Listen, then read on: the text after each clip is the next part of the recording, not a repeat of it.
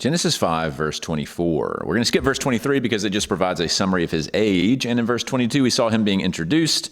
Now we're going to see the conclusion of this little mini vignette about Enoch and the genealogy of Genesis 5. Ke euerestesen Henoch to Theo, kai uch sherisketa, hati metetheken autan hatheos. Well, we're back here with a kai. If you remember in 22, we saw a de here, but the kai makes sense because we're just finishing up the narrative. We're back with Enoch as the subject, and then we have that verb that we already saw in verse 22, euerestesen, which is from eueresteo, another third singular aorist active indicative here with that sigma and the lengthening here. And this, again, means to please or to be well-pleasing.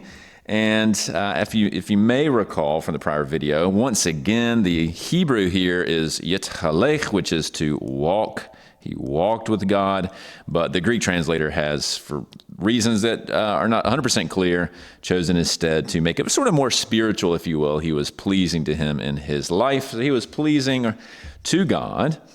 But then we have another kai and a negation with heuriskato. That's from heuriska, as you can probably tell.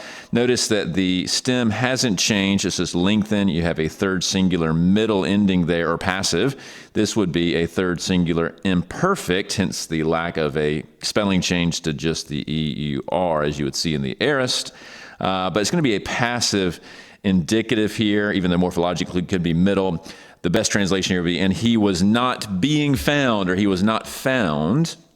And then we have a Y, hati, because metetheken, this is from metatethemi, even though it does have a kappa, you might think that's a perfect, but remember with these athematic verbs, they kind of look funny sometimes. This is actually just a third singular aorist active indicative as well. This means to remove or perhaps to take away.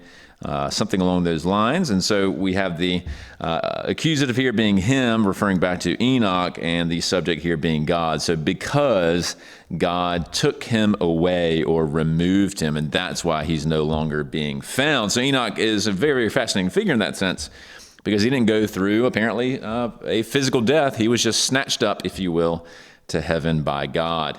And for that reason, a lot of intertestamental writings make a lot to do with Enoch. You have, of course, First Enoch, the pseudepigraphal writing, but he also shows up in other places. So pretty interesting stuff with Enoch. But for our purposes, the more important point is that he again shows up in Hebrews 11:5 as part of the Hall of Faith. We introduced the second half of this last video, but here's the full verse. By faith, because remember, this is all praising the Old Testament saints who by faith were waiting for the inheritance, that kind of thing. By faith, Enoch was taken away. That's actually the word here, but I didn't throw it on the screen.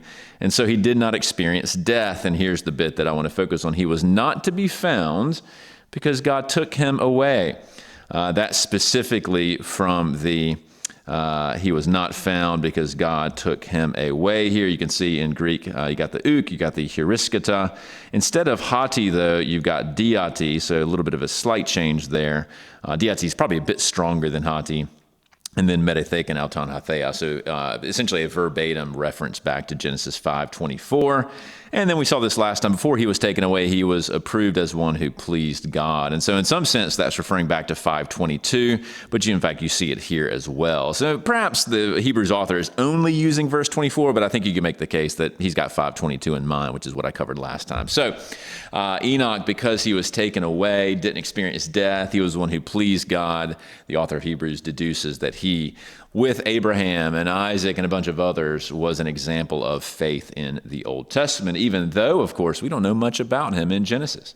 He doesn't really appear anywhere else, but we know enough that God was pleased with him and brought him to his presence. So very fascinating stuff with Enoch here in the genealogy.